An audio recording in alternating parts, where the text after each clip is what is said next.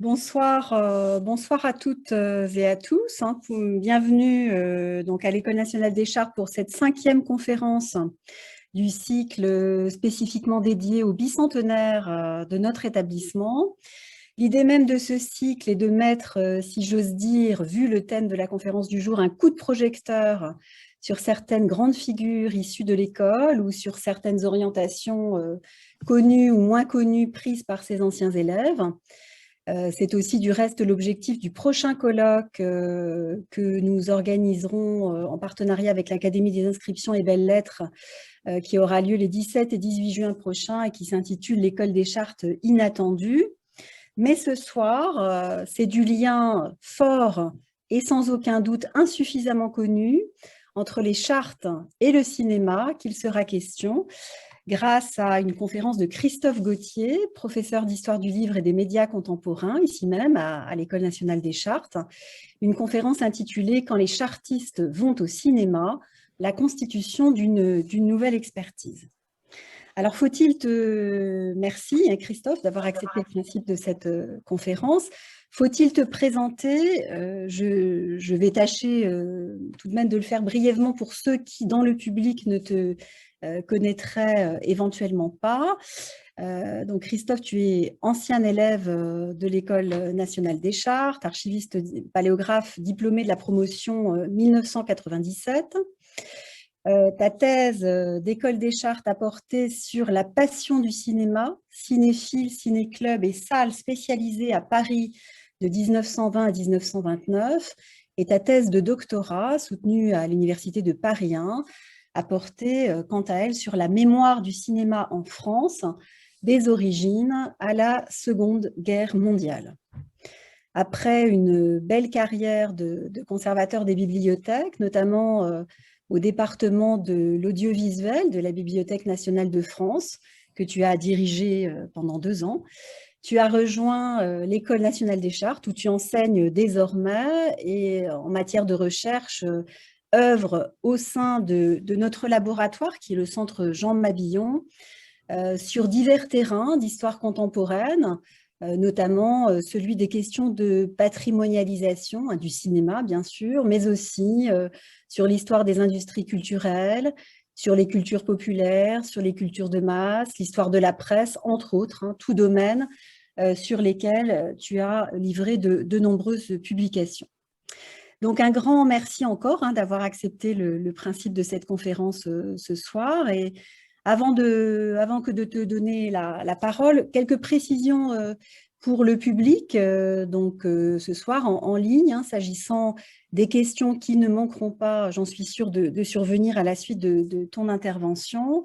Alors, cher public, vous avez 2 façons de poser ces questions.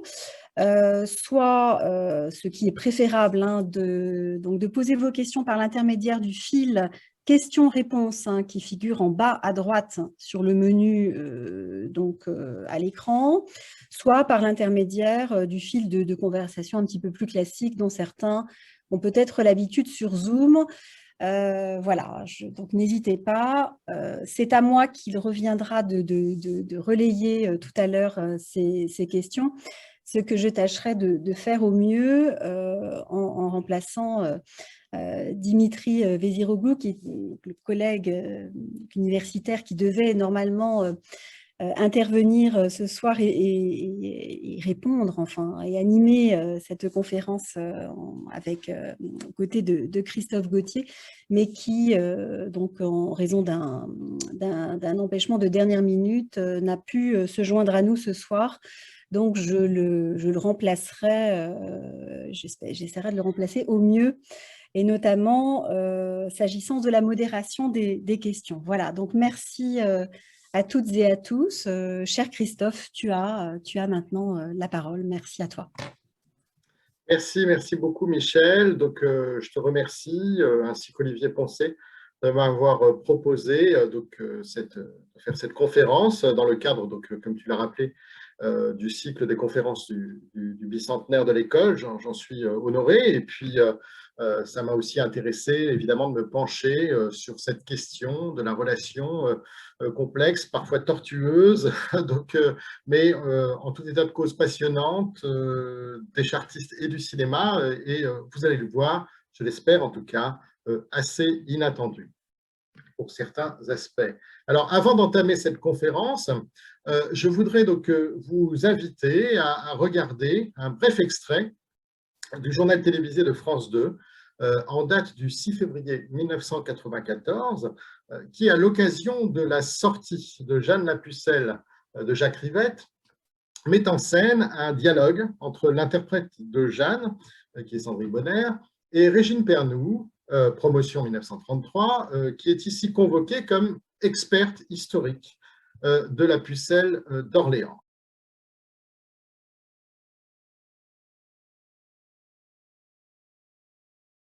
Je souhaitais vraiment commencer par Régine Pernoud, puisque ce n'est pas la première fois que cette historienne est sollicitée par des cinéastes, d'ailleurs parfois presque à son corps défendant. Robert Bresson, par exemple, avait déjà utilisé les travaux de l'historienne pour sa vision de Jeanne d'Arc dans son film de 1962, qui était à l'époque interprété par Florence Delay, bien avant donc la création du Centre Jeanne d'Arc à Orléans en 1974, et à l'époque d'ailleurs sans en avoir véritablement parlé à l'autrice. Mais là n'est pas le plus important.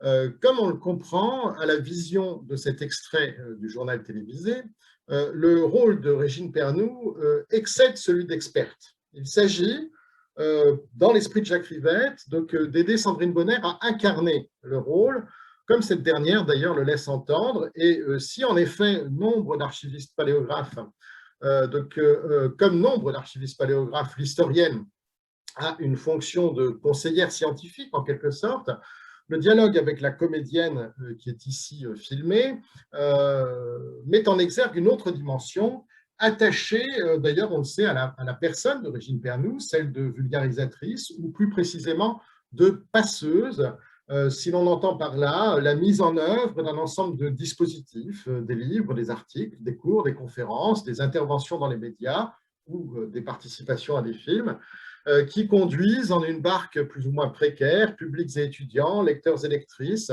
spectateurs et spectatrices, de la rive de l'érudition vers celle de la vulgarisation et inversement, d'un savoir vulgarisé vers une érudition que d'aucuns imaginaient à tort, comme c'est le cas au fond de ce qu'avoue, de ce que reconnaît Sandrine Bonner ici dans cet extrait, inaccessible au plus grand nombre. Donc voilà, c'était cette dimension de transmission que je souhaitais mettre en exergue pour commencer, même s'il ne saurait y avoir au fond de transmission, ni au demeurant d'expertise, sans conservation des textes, des documents et en l'espèce des films eux-mêmes.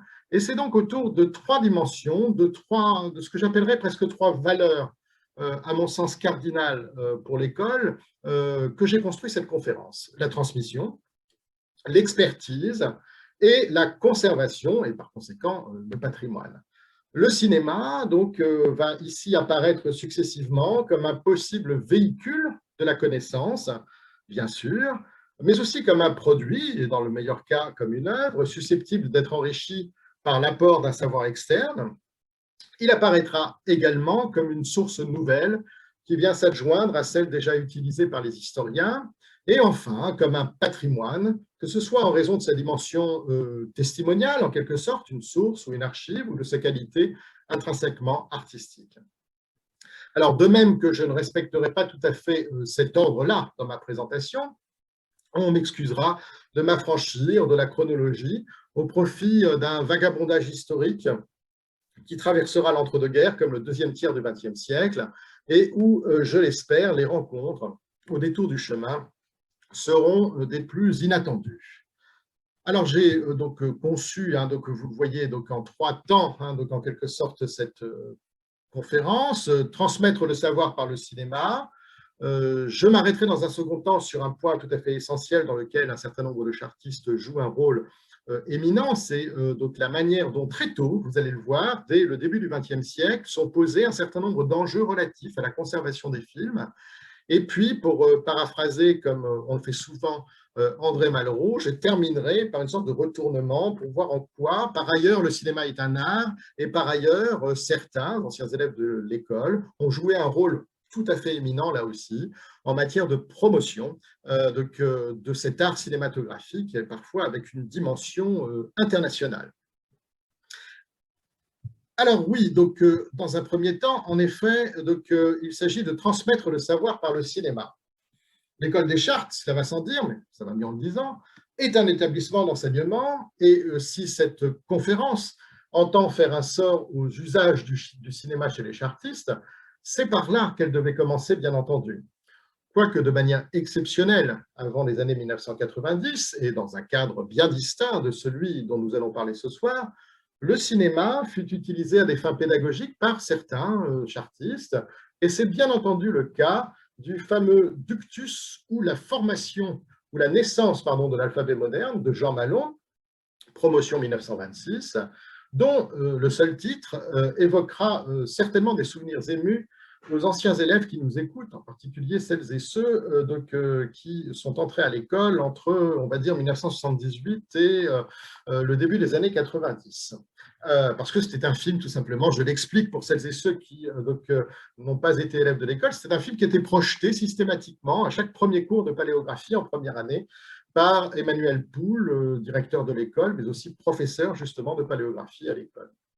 Alors ce film, bien connu, donc des archivistes paléographes, prend la suite d'un premier projet intitulé La Lettre et qui avait été réalisé en 1937 à l'initiative du directeur de la Revue des Arts et Métiers Graphiques, Charles Peignot, et qui proposait ce premier film, La Lettre, une histoire de l'écriture au prisme du mot ergo, donc un mot latin. Mais ce film a été par la suite désavoué par son auteur, et comme l'écrivit Emmanuel Poul, dont je viens de parler, Emmanuel Poul, promotion 1954, à la faveur du très circonstancié compte-rendu qu'il fit de Ductus, le deuxième film dont nous allons parler maintenant, dans la revue de l'école, la bibliothèque de l'école des Chartes en 1977, je cite Emmanuel Poul, sans s'attacher cependant aux qualités démonstratives de ce premier film, La Lettre, Malon l'avait en quelque sorte renié depuis plusieurs années, car il ne voulait y voir que les parties périmées. En effet, depuis 1939, notre connaissance de l'écriture romaine a été complètement bouleversée, et cela précisément grâce avant tout à ses propres travaux. Alors, il s'agit là d'un extrait d'un texte que je cite parce que c'est au fond la seule critique cinématographique qui soit jamais parue dans la bibliothèque de l'école des Chartes, dans cette revue donc érudite, une critique cinématographique à propos d'un film qui nous parle d'histoire de l'écriture. Alors, quoique la forme du film soit brève, le film ne dure guère plus d'une vingtaine de minutes, l'enjeu est évidemment d'une toute autre ampleur que la simple histoire d'un mot, ergo, dans ce film, dont je vais vous passer donc, tout de suite un petit extrait. Vous allez voir, donc, un extrait dont j'espère qu'il sera parlant hein, pour vous. Je me remets juste sur mon partage d'écran.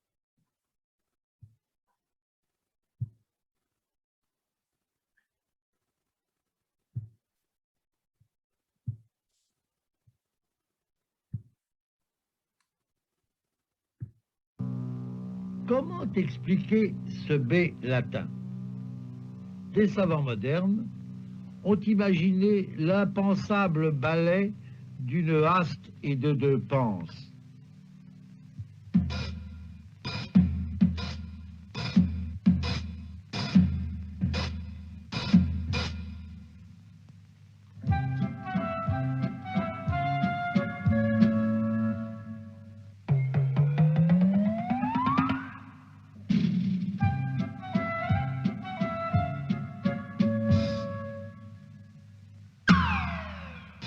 En réalité, le mouvement de la main du scribe, le ductus, était tout autre. Il commençait le B solennel en traçant une équerre, puis sa main se levait pour ensuite compléter la lettre en diagonale. tout naturellement, tout simplement, ce même mouvement, ce même ductus, c'est-à-dire un ordre constant dans l'exécution de traits faits dans le même sens, donnait une gamme de formes variées qui n'étaient différentes qu'extérieurement par leurs aspects. Les deux formes extrêmes de cette gamme étaient employées au 1er siècle, l'une celle de gauche dans la solennité, l'autre celle de droite dans la vie courante. D'une extrémité à l'autre de la gamme, les gestes étaient les mêmes. La discipline d'un même ductus animait des scribes qui étaient des machines, mais des machines humaines. Un exemple de forme moyenne fait ressortir le lien entre les deux extrêmes. Cette même identité de geste est accusée par le maniérisme de certains titres. La forme cursive porte également la marque de ce même maniérisme, d'un bout à l'autre du monde romain, en Espagne comme en Égypte. Partout, les mains se lèvent en même temps entre les deux sections d'un même ductus. Alors,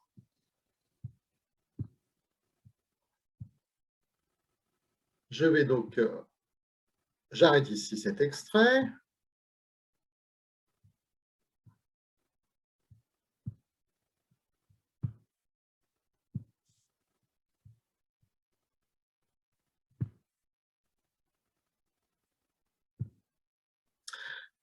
Donc, il s'agit donc dans ce film, rien moins que de retracer l'histoire de l'alphabet moderne depuis les inscriptions épigraphiques romaines de l'époque classique jusqu'à la minuscule caroline, les évolutions postérieures étant considérées comme plus mineures par l'auteur du film.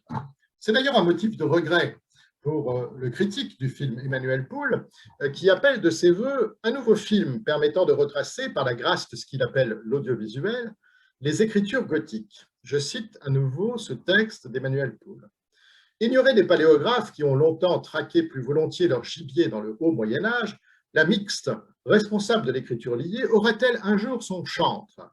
On se prend à rêver à ce que serait une histoire des écritures gothiques racontée par l'image et le son. Mais il ne faut pas se leurrer.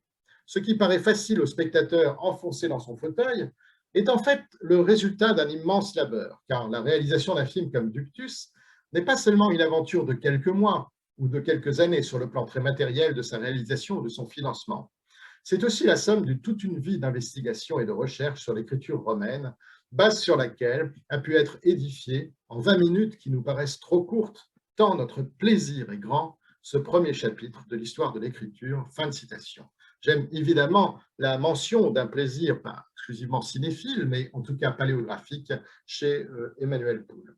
Alors, illusion du spectacle cinématographique, en effet, que de donner au public l'impression d'une facilité incommensurable, alors que l'on y dissimule bien des problèmes de mise en œuvre comme de financement, auxquels il convient d'ajouter dans le cas précis qui nous intéresse, ce film Ductus, la fabrication de l'ensemble des lettres, de l'ensemble des cartons par son auteur, Jean Malon, comme dans un film d'animation dont Ductus procède, bien entendu, pour l'essentiel, même si, on l'a vu, il y a aussi quelques vues filmées donc de papyri ou de pierres gravées. Un film d'animation abstrait, en quelque sorte, où aux personnages de celluloïd se substituent des lettres dont l'évolution diégétique est la conséquence de leur formation elle-même, de leur ductus, à proprement parler, et dont le cinéma animé, donc, donne à voir la représentation. Bien évidemment, on n'attendait pas du très respecté et très honorable Emmanuel Poul qu'il prononçât le mot « dessin animé ». C'était peut-être un peu trop demandé, mais c'est enfin bien de cela qu'il s'agit. Rien n'interdit, dès lors, de penser au dessin d'un Norman McLaren, célèbre animateur canadien, actif à l'Office national du film des années 40 aux années 80, lorsque, par exemple, dans l'Alouette, en 1944, il en décompose le contour pour mieux donner à voir la célèbre chansonnette. Ou encore, quand il déconstruit les traits du merle en 1958, afin de proposer d'autres figures nées de la décomposition du dessin initial. Alors, je vais vous projeter un très bref extrait du Merle, justement, hein, donc, ce très joli film d'animation réalisé donc, par Norman McLaren pour le compte donc, de l'Office national du film donc, du Canada.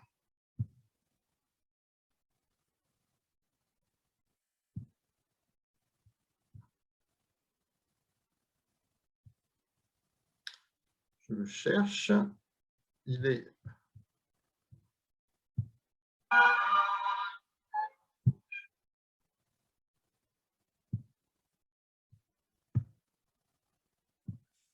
Le voilà.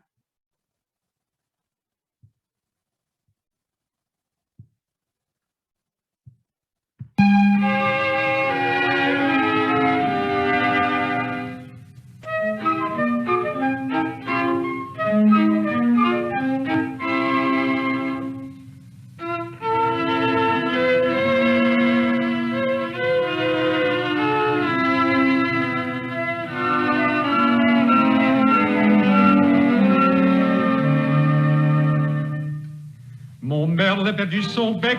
Ah, Mon merle a perdu son bec. tiens. Un bec, deux becs, trois becs, Marlot. Comme avait-il mon merle, comme avait-il mon merle chanté. Comme avait-il mon merle, comme avait-il mon merle chanté. Mon merle a perdu son œil. Ah, Mon merle a perdu son œil. oui. Un œil, deux yeux, trois yeux, un bec, deux becs, trois becs, Marlot. Comme avait-il mon merle, comme avait-il mon merle chanté. Comme avait-il mon merle, comme avait-il mon merle chanté. Mon merle a perdu sa tête. Oh, Mon merle a perdu sa tête. non. Une tête, deux têtes, trois têtes, un œil, deux yeux, trois yeux, un bec, deux becs, trois becs, Marlot. Comme avait-il mon merle, comme avait-il mon merle chanté. Comme avait-il mon merle, comme avait-il mon merle chanté. Voilà, c'était un très court extrait.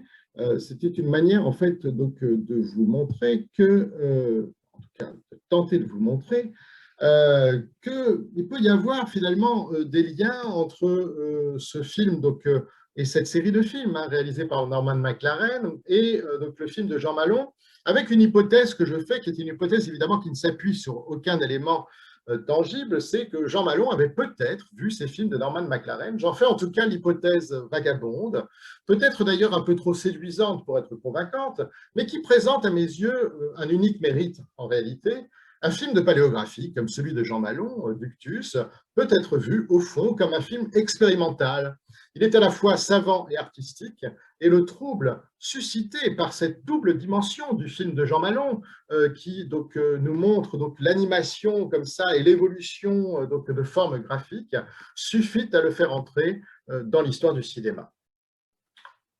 Au fond, les chartistes sollicités pour travailler sur des films n'ont-ils pas utilisé leur enseignement, qu'il soit paléographique, philologique, diplomatique, historique, pour en constituer une expertise fiable entre toutes et, à cet égard, recherchée par les cinéastes comme par leurs scénaristes. Puisque j'évoquais à l'instant, à propos de Ductus, la figure d'Emmanuel Poul, je mentionne en passant son rôle auprès de Jacques Rivette, qu'il conseilla en matière de paléographie, discipline qu'il enseignait depuis 1970 pour Jeanne Lapucelle, justement, en 1993-94. Alors, cette expertise scientifique a été d'autant plus désirée que le film en costume, et plus exactement d'ailleurs le film médiéval, puisque c'est en ce domaine que s'illustre traditionnellement l'excellence chartiste, s'est inscrit dans une historicité intentionnellement débarrassée de quelques fantaisies propres à ce sous-genre de l'histoire du cinéma. Cette historicité nouvelle dans laquelle le film historique, en quelque sorte, s'inscrit, est un des enjeux de la modernité cinématographique à partir des années 1960. Deux pistes, à partir de ces années-là, s'ouvrent aux cinéastes soucieux d'historicité.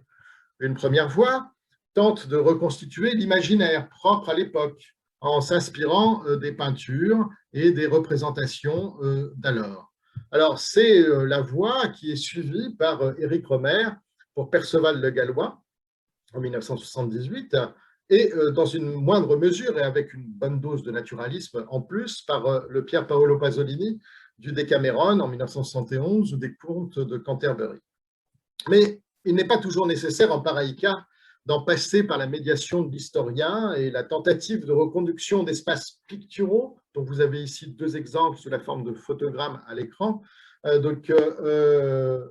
jusqu'à la bidimensionnalité et à l'abandon de la perspective atmosphérique dans le cas de Perceval le Gallois. Cette tentative de reconduction d'espace propre à l'époque, en quelque sorte, procède des images disponibles encore elles-mêmes. Le second chemin emprunté par certains cinéastes est celui d'une reconstitution la plus fidèle possible, qui a alors nécessairement recours à l'expertise du spécialiste. Et ce second chemin est celui emprunté par Jacques Rivette, déjà cité, mais aussi, au moins dans ses intentions, par Jean-Jacques Hannot, pour Le Nom de la Rose, en 1986, présenté, je le rappelle, à sa sortie, comme un palimpseste du roman d'Umberto Eco, ce qui était, au demeurant, une manière élégante et publicitaire de justifier un certain nombre de trahisons du roman originel. Alors, on sait peu, ou on sait moins peut-être, que Jean-Jacques Hannot réunit pour ce film une équipe de conseillers scientifiques chevronnés, parmi lesquels Jean-Claude Schmitt, promotion 1971, Jean-Claude Beaune, Michel Pastoureau, promotion 1972, François Avril, promotion 1963, et Françoise Piponnier, sous la houlette de Jacques Le Goff, bref, la fine fleur des historiens du Moyen-Âge dans les années 1980, qu'ils fussent ou non archivistes paléographes. Les détails de cette collaboration, au final assez infructueuse d'ailleurs, ont été comptés dans un livre écrit par l'historienne du cinéma Prisca Morisset en 2004. Pour des raisons financières, en effet, Hannot, qui selon Michel Pastoureau avait fait quelques études d'histoire et était très curieux des conseils de l'équipe ainsi rassemblée, dut se tourner vers de nouveaux bailleurs de fonds aux États-Unis, qui lui demandèrent de déplacer le tournage à Cinecittà, de modifier en profondeur le scénario et de rendre en un mot l'histoire plus spectaculaire. Plus précisément d'ailleurs, afin d'en changer la fin au mépris de la vérité historique. Et donc de se passer des services des historiens chargés d'assister le cinéaste. Alors la chose, à vrai dire, se termina assez mal, puisque Jacques Le Goff découvrit le résultat à la projection et s'aperçut que pratiquement aucun de ses conseils, ni de ceux de ses collègues, n'avait été retenu. Il ne se cacha point d'en avoir été offusqué et l'affaire tourna quasiment au règlement de compte par presse interposée. Mais si l'on en croit Jean-Claude Schmitt, qui est interrogé à la faveur d'un très long entretien dans cet ouvrage de Prisca Morisset que je viens de citer, le travail sur le film n'en fut pas moins matière à réflexion, dans la mesure où l'adaptation cinématographique l'avait contraint à disposer pratiquement un ensemble de pratiques et de gestes dont seule la trace écrite était conservée, et encore, nous dit Jean-Claude Schmitt, pas toujours. Il s'explique, Jean-Claude Schmitt, sur justement le rôle précis qu'il a eu à jouer dans ce conseil auprès de Jean-Jacques Hannot. Je le cite. « J'ai été chargé, dit Jean-Claude Schmitt, du problème de la gestualité, qui est évidemment un problème très important au cinéma, puisqu'il faut bien que les acteurs fassent des gestes. Et donc, on doit essayer, si on veut reconstituer quelque chose de vraisemblable du point de vue historique, de connaître ces gestes. Mais les connaître n'est pas du tout facile, car les textes médiévaux les décrivent très peu. Ils parlent des gestes, mais ne les décrivent pas beaucoup, et les images ont leur propre code. Jean-Jacques Hannot voulait connaître les gestes réels. Par exemple, comment on se donne un baiser, comment on se salue, et à la limite, comment on marche. » Fin de citation. En d'autres termes, ce que nous décrit ici Jean-Claude Schmitt, et je vais y venir donc un petit peu plus loin, c'est qu'il y a une forme de va-et-vient dans les relations entre conseillers historiques et cinéastes, quand bien même le résultat s'est traduit par une réelle insatisfaction des historiens convoqués pour ce film. Si en effet ces derniers ont apporté une partie de leur connaissance au film, ils ont éprouvé en retour, confrontés à ce que Jean-Claude Schmitt appelle le positivisme exacerbé, c'est l'expression qu'il utilise, de Jean-Jacques Hannot, les limites d'un savoir qui ne saurait aboutir à une reconstitution parfaite. Tout simplement parce que cette reconstitution, est impossible, et parce que l'écriture de l'histoire se contente parfois d'une imprécision, d'un flou, d'un tremblé, pourrait-on dire, que le cinéma, ce cinéma-là en particulier, tendant à la reconstitution la plus précise possible, ne saurait accepter.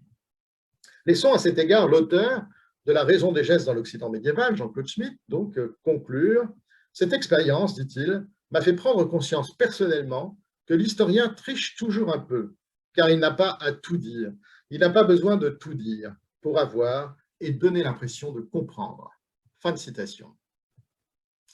Alors, si la présence des chartistes dans le champ de l'expertise pour les besoins de tel ou tel tournage est bien connue, mais comme on l'a vu, non dénuée d'ambiguïté, reste à savoir comment s'est construite la connaissance des films et leur appréhension, non pas comme un possible instrument de vulgarisation ou de diffusion du savoir, mais comme un objet de conservation que l'on ose encore appeler patrimonial à l'époque dont je vais vous parler. Alors, les principaux objets, les principaux enjeux de cette conservation des films, bien avant, donc finalement dans une autre dimension que celle justement de conseiller historique ou d'utilisation ou d'usage des savoirs donc les archivistes paléographes au cinéma, ces principaux enjeux de la conservation ont été posés par Marcel Poët, promotion 1890, à l'époque où ce dernier était directeur de la bibliothèque historique de la ville de Paris. Alors, c'est le moment où l'on réfléchit à la constitution d'une cinémathèque parisienne qui fut en mesure de conserver ce que l'on appelait alors les fastes de la ville, dans une perspective strictement documentaire par conséquent. Il n'est pas indifférent que Marcel Poët en fut l'un des avocats, lui qui est souvent présenté comme l'un des pionniers de l'histoire de Paris et de l'histoire de l'urbanisme. Marcel Poët soutient l'initiative initiale d'un farouche partisan de la conservation des films en la personne de Victor Perrault, qui était président de l'association du Vieux-Montmartre, membre de la commission du Vieux-Paris, dont Marcel Poët est président de 1914 à 1920, et par ailleurs, Victor Perrault, un témoin irremplaçable des premiers temps du cinéma dont il livra un souvenir tardif donc en 1955. Alors, de 1898, date des premiers écrits appelant à la constitution d'archives cinématographiques, à la Première Guerre mondiale, les appels à la conservation des films n'ont pas manqué.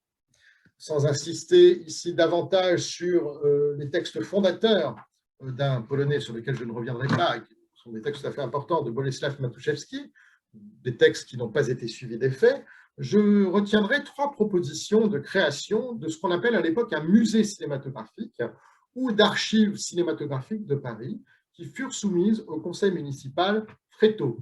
La première date en effet de 1898, et elle suggérait de constituer une bibliothèque de films pour l'éducation des écoles et d'obliger, je cite le bulletin du conseil municipal, d'obliger tout opérateur à remettre un positif aux collections municipales. La seconde date de 1906, elle est due à un autre conseiller qui s'appelle Henri Thureau, et la troisième, sur laquelle je vais m'arrêter un tout petit peu plus longuement, date de 1911, elle est due à un certain Émile Massard. Alors, l'origine et les raisons de ce dernier projet sont vraiment tout à fait passionnants, puisque c'est un projet, celui de 1911, qui fut déposé à l'initiative de la Société des Amis de la Bibliothèque historique de la ville de Paris. Les archives de Victor Perrault, qui sont aujourd'hui conservées à la Cinémathèque française, nous révèlent que cette toute première cinémathèque faillit bien prendre corps à la bibliothèque historique. Peu après, en effet, la proposition Massard, au début de l'année 1912, Victor Perrault entre en relation avec Paul Ginisty et Paul Flaubert, qui sont respectivement président et secrétaire de la Société des Amis de la Bibliothèque, laquelle société adopte, lors de son assemblée du 9 février 1912, une résolution sur l'utilité du film documentaire pour l'histoire de Paris, et donc la création d'une cinémathèque à la bibliothèque historique de la ville de Paris. Donc on a vraiment voté, alors c'est évidemment dans le cadre d'une association d'amis, la création d'une cinémathèque à la ville de Paris dès 1912. Marcel Poët, le directeur de la bibliothèque, se rallia à cette idée, quoiqu'il restât sceptique sur l'innocuité de la conservation des films dans ses murs. Je cite un bref fragment d'une lettre de Marcel Poët qui date donc, de 1912. C'est une lettre à Victor Perrault, conservée à la Cinémathèque française. Je songe toujours, écrit Marcel Poët, aux archives cinématographiques parisiennes. Nous pourrions parfaitement les créer chez nous, mais n'y a-t-il pas danger d'incendie? Point d'interrogation. En effet, Marcel Poët avait parfaitement raison, puisque nous sommes à une époque de films inflammables, de films nitrates, dont la conservation était particulièrement périlleuse, y compris la projection d'ailleurs. Par souci de sécurité, mais par défaut de liquidité également, la bibliothèque n'installa point ses rayonnages d'un nouveau genre. Perrault nota cependant, le 13 juin 1913, dans un brouillon de lettres, que, je cite, « des fonds ont été réunis grâce à l'activité d'un homme d'intuition, M. Marcel Poët, conservateur de cette bibliothèque. Un rayon spécial est aujourd'hui en formation dans cet établissement. » Fin de citation. Et le projet semble ensuite être tombé en déshérence. Il convient de remarquer toutefois que cette cinémathèque historique fut esquissée quelques semaines avant que Léon Riotor n'exprime le souhait de création d'une cinémathèque d'enseignement au Congrès de l'Art à l'École en mai 1912, et à ce frémissement en faveur de la création d'une cinémathèque donc plus documentaire, s'ajoute l'opinion favorable de Léon Bérard, qui était en 1913 sous-secrétaire d'État aux Beaux-Arts, et qui laisse à croire que nous n'étions guère éloignés, peu de temps avant l'éclatement de la Première Guerre mondiale, de l'institution d'un dépôt de cinématographie publique sous quelque forme que ce soit. Bérard avait même déclaré au journal, donc un quotidien parisien de l'avant-première guerre mondiale, le 31 octobre 1913, « Pour ma part, je verrai d'un bon œil de mettre sur pied le projet, qu'il faudra bien étudier un jour et très prochainement, d'un musée cinématographique, d'une cinémathèque, si je puis risquer ce néologisme. » Donc, j'aime bien évidemment l'usage du néologisme cinémathèque dès cette époque-là. Reste que ces belles paroles ne furent pas suivies de réalisations concrètes en raison des événements mondiaux, si l'on en croit Perrault. Notons cependant que la guerre éclate en août 1914 et que ce projet de conservatoire du cinématographe à la Bibliothèque historique de la ville de Paris, on l'a vu, date de 1912. On peut donc légitimement penser que cette absence de réalisation est plutôt due à un manque d'argent qu'aux circonstances internationales. Après la Grande Guerre, projet sans aboutissement, discours et manifestes émaillent l'histoire des cinémathèques avant que les premières d'entre elles ne trouvent l'ombre d'une réalisation.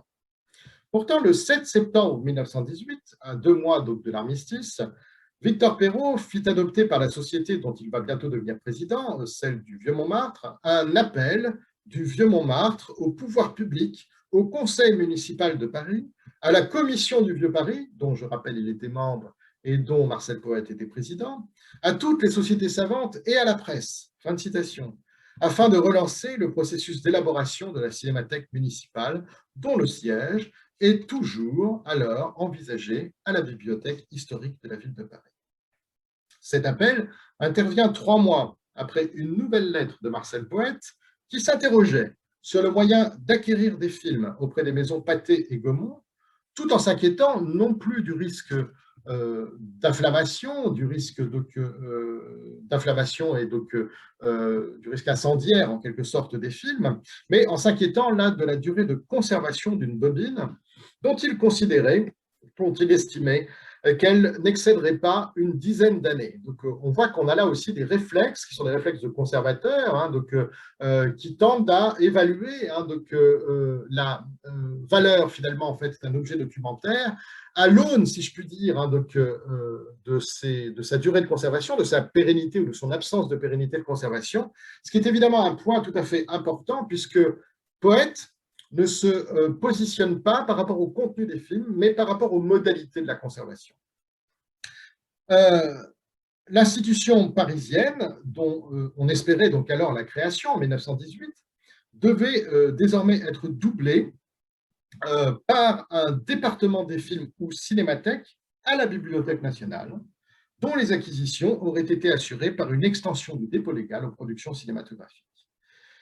Victor Perrault, toujours en fait un petit peu dans cette sorte de déclaration d'intention qu'il envoie en 1918, souhaitait en outre que fussent recueillis les films anciens pouvant encore exister, donc avec un souci d'enrichissement rétrospectif, proposition reprise dans le rapport qui a été ensuite soumis à la Commission du Vieux-Paris, puis au Conseil municipal en janvier 1921.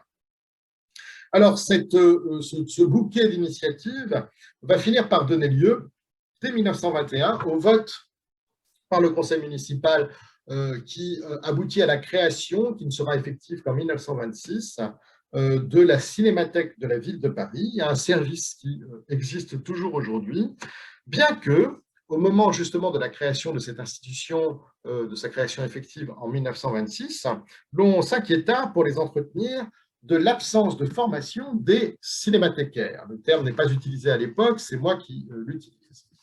Alors, c'est ainsi que Henri Clouzot, qui est l'oncle du cinéaste Henri-Georges Clouzot, qui est conservateur à la bibliothèque Forney en 1908, puis directeur du musée Galliera en 1920, s'étonne en 1924 que, je cite, donc c'est un article publié dans l'Europe Nouvelle, les programmes de l'école des Chartes, dit-il, il s'étonne que les programmes de l'école des Chartes n'aient pas encore envisagé le fonctionnement de la cinémathèque et que dans les congrès de bibliothécaires, le délicat problème de l'aménagement d'un dépôt nouveau n'ait pas encore été étudié. Fin de citation. Il remarquait en outre, Henri Clouzot, que, je cite encore, tout est à créer. Le mode de rangement. Il faut des tablettes ou des casiers spéciaux pour contenir des boîtes de films qui nous reportent à 20 siècles d'intervalle au volumen, au rouleau des anciens. Le mode de consultation. À la place des pupitres, il faudra devant chaque place de lecteur un bobinoir, est-ce bien le terme exact, pour lui permettre de dérouler le film rapidement et sans doute un foyer lumineux pour en faciliter la lecture. L'aménagement du local et le recrutement du personnel, salle de projection, atelier de tirage, de découpage, de montage, techniciens qualifiés pour les manipulations et les réparations. Alors c'est vraiment extraordinaire ce texte de Clouzot, donc, qui est donc ce directeur de musée, que l'on va retrouver un petit peu plus tard parce qu'il est le frère d'un chartiste, Étienne Clouzot, qui lui a aussi joué un rôle dans cette appréhension comme ça nouvelle du cinéma pendant l'entre-deux-guerres. Mais ce texte Henri Clouzot est extraordinaire parce qu'en fait, il imagine dès 1924 le fonctionnement en fait, d'une cinémathèque, alors évidemment à l'ère de l'argentique, mais d'une cinémathèque telle qu'elles peuvent exister encore aujourd'hui. Tous ces débats ne furent pas complètement vains puisqu'ils aboutirent à la loi de 1925 sur le dépôt légal. Le principe de la conservation des films, comme celui des phonogrammes, y fut retenu. Mais les décrets d'application ne furent jamais publiés, à l'exception de ceux régissant le dépôt légal des enregistrements sonores et créant en 1938 une phonothèque nationale sous l'égide de la direction des Beaux-Arts, dirigée alors par une figure que nous allons retrouver un petit peu plus tard, Georges Huysmans, promotion 1910, une personnalité majeure de notre histoire, sur laquelle je vais un petit peu insister pour terminer cette conférence tout à l'heure. Sans véritable soutien politique, la tentative de création en novembre 1927 d'un office national du cinématographe par le député de Savoie, Antoine Borel, relève de cette série de projets sans lendemain, qui attestent cependant d'un désir véritable de prise en charge d'archives d'un nouveau type, dont on conçoit qu'elles sont essentielles à l'histoire du pays. Cet office devait centraliser les initiatives dispersées en matière de cinéma éducatif, mais cet office devait également comprendre une cinémathèque dirigée par un archiviste paléographe. La commission de l'enseignement et des beaux-arts de la Chambre des députés précise en effet que, je cite là un extrait du journal officiel qui a été exhumé il y a déjà quelques années par une consoeur, Tiphaine Martineau-Lagarde, dans un article de la Gazette des Archives. Donc, cette commission précise que, je cite, le directeur du nouvel établissement, l'Office national du cinématographe, devra posséder les aptitudes et les capacités représentées par le diplôme d'archiviste paléographe. Il s'agit en effet d'un travail méthodique, d'ordre et de classement, ainsi que de documentation sur ce qui se fait à l'étranger. Il faut organiser nos cinémathèques. Les excellentes disciplines de l'école des Chartes sont la meilleure préparation scientifique qu'on puisse souhaiter pour la direction générale de cette entreprise. Alors, il n'est pas ici question d'un enseignement spécifique, vous l'avez remarqué, quant à la conservation des films, mais plutôt d'une méthode de travail dont on a vu qu'elle était tout à fait celle de Marcel Poët lorsqu'il s'interrogeait sur les modalités de conservation et de durée de conservation des films. Pas nécessairement appliqué directement aux matériaux spécifiques qu'est la pellicule, mais avec une méthodologie qui est attendue comme ça de la part des députés qui discutent de ce projet-là, de cette proposition de loi en commission. Alors, on pouvait bien sûr imaginer d'impliquer les questions relatives à la conservation des films dans l'enseignement de l'école, comme l'avait déjà réclamé Henri Clouzot quelques années plus tôt.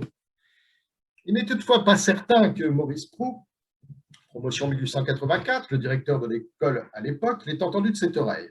Il faudra en effet attendre plusieurs dizaines d'années pour que l'État, d'une part, prenne en charge la conservation des films, avec la création du service des archives du film du CNC en 1969, ce qui était donc le souhait donc de ce vœu formulé en 1918 par Victor Perrault.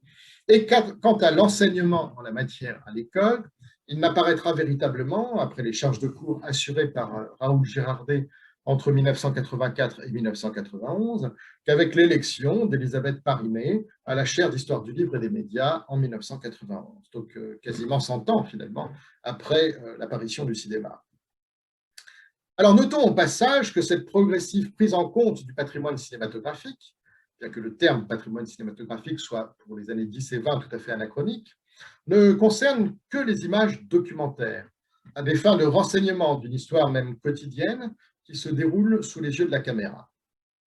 À cet égard, je note au passage une intervention assez amusante du directeur du cabinet des estampes de la Bibliothèque nationale, qui s'appelait François Courbois, qui était un graveur, qui n'était pas un archiviste paléographe, de 1906, donc il est directeur du cabinet des estampes, de 1906 à 1925, dans les colonnes de ce quotidien déjà cité tout à l'heure, le journal, en décembre 1913. Alors cette intervention, elle est assez révélatrice de ce qu'on pourrait presque appeler le mépris, ou plus exactement la méconnaissance des bibliothécaires de l'époque envers le cinéma de fiction. Si en effet, les arguments en défaveur d'une conservation des films à la nationale relèvent des règles de sécurité, en réalité, c'est bien le déferlement des bandes de fiction qui menacent les magasins et contre lequel il convient de se prémunir. Donc, je cite cet article du journal. Monsieur, alors je l'ai trouvé sur, voilà, voici en fait ici un extrait de l'article hein, justement que j'ai trouvé sur Retro News et donc avec un titre « La cinémathèque s'impose ». Monsieur François Courbois, cependant, pense que le jour où l'on pourra fabriquer des films ininflammables, il serait intéressant de conserver, dans un établissement à créer et dans un quartier où le terrain coûte moins cher que rue Richelieu, ceux d'entre eux qui présentent un intérêt documentaire ou historique. On ne saurait en effet s'encombrer de toutes les scénettes, de tous les mélos qui font en ce moment les délices du public des cinémas. Or, il semble qu'en ce moment, les fabricants de films songent surtout à user du dépôt légal qui pourrait s'appliquer à eux si une loi intervenait pour breveter en quelque sorte ces scénettes et ces mélos. Ils déposent en effet au ministère de l'Intérieur, qui les transmet à la Bibliothèque nationale, le commencement et la fin de leurs films dramatiques ou comiques, sous forme d'épreuves photographiques sur papier. Il s'agit pour eux de se procurer un titre qui leur permette de poursuivre les contrefacteurs. Jamais, par contre, les fabricants n'ont encore déposé d'épreuves sur papier de leurs films documentaires ou historiques. Si une cinémathèque était créée, il serait urgent d'imposer le dépôt légal à tous les fabricants de films et de ne conserver, pour éviter l'encombrement, que les films intéressants. Alors, on a ici à la fois le compte-rendu d'une pratique réelle et qui a duré jusqu'au début des années 20, qui est donc le dépôt de scénarios parfois enrichis de photogrammes tirés sur papier ou de paper prints au cabinet des estampes. Ces scénarios sont aujourd'hui à la Bibliothèque nationale de France, conservés au département des arts du spectacle. Ils ont fait l'objet d'ailleurs de numérisation systématique. Mais on a aussi quelque chose de tout à fait intéressant quant à la séparation réalisée par François Courbois entre le cinéma documentaire, qu'il est légitime en quelque sorte de conserver, et le cinéma de fiction qui, pour le coup, ne présente aucun intérêt, avec en quelque sorte une partition nécessaire dans cette politique à venir, encore tout à fait virtuelle, hein, en réalité, de conservation. Le moins que l'on puisse dire, donc, c'est que le cinéma n'est pas encore considéré comme un art. Et s'il peut faire patrimoine, c'est parce qu'il est susceptible, pour l'histoire de Paris comme pour l'histoire de France, de faire archive, d'ajouter un support de plus aux archives déjà existantes. Ce n'est que quelques années plus tard, et à l'initiative d'un chartiste d'exception, que l'on basculera, du point de vue institutionnel, bien entendu, définitivement vers le 7e art.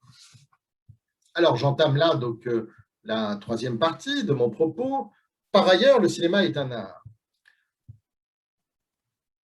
On constate avec un peu d'amusement qu'au moment d'aborder Ductus dans la Bec, Emmanuel Poul s'en excuse presque, ou à tout le moins s'en justifie avec un argumentaire caractéristique de ceux qui sont convaincus de l'illégitimité de ce dont il parle. Je cite, c'est l'entame en fait du texte d'Emmanuel Poul. Il n'est pas habituel qu'une revue d'érudition accueille, dans la rubrique consacrée au compte-rendu critique, celui d'un film. Mais le mode de transmission d'un message, typographie traditionnelle, multigraphie, film ou pourquoi pas bande magnétique, importe moins que son contenu. Et le contenu du film sous recension est d'une haute tenue scientifique. Ensuite, évidemment, il évoque ce film déjà évoqué de Jean Malon. Donc le film est bien envisagé ici comme l'instrument d'un savoir, ce qu'au demeurant, il n'est pas toujours. Et quand bien même il ne le serait pas, cela ne lui ôte nul intérêt. D'aucuns, bien avant 1977, et le moment de consacrer quelques lignes à un film de paléographie, ne se sont pas privés d'écrire sur le cinéma, sans même l'envisager comme un document archivistique. Alors, je n'ai abordé que trop brièvement, trop rapidement, la figure d'Henri Clouzot, qui fut commissaire de la toute première exposition consacrée à l'art dans le cinéma français au musée Galliera en 1924. Les appels de celui-ci à la constitution d'un musée permanent du cinéma, comme à une formation adaptée à l'école des Chartes, restèrent provisoirement lettres mortes. La famille Clouzot n'en nourrissait pas moins un tropisme, une véritable émulation cinématographique, dont atteste Étienne Clouzot, promotion 1903, frère cadet du précédent et par conséquent autre oncle du cinéaste. Je ne saurais voir un hasard dans la prédilection qu'Étienne Clouzot entretint rapidement à l'égard du cinéma sa première affectation professionnelle. Où ça? À la Bibliothèque historique de la ville de Paris. Sous la responsabilité de qui? De Marcel Poët, précédemment évoqué. Étienne Clouzot reste quelques années à la Bibliothèque historique de la ville de Paris, et puis il est réformé en 1914, et il quitte alors la France pour la Suisse, où il dirige l'Agence internationale des prisonniers de guerre auprès de la Croix-Rouge internationale. Il fera tout le reste de sa carrière au CICR jusqu'à sa disparition en 1944.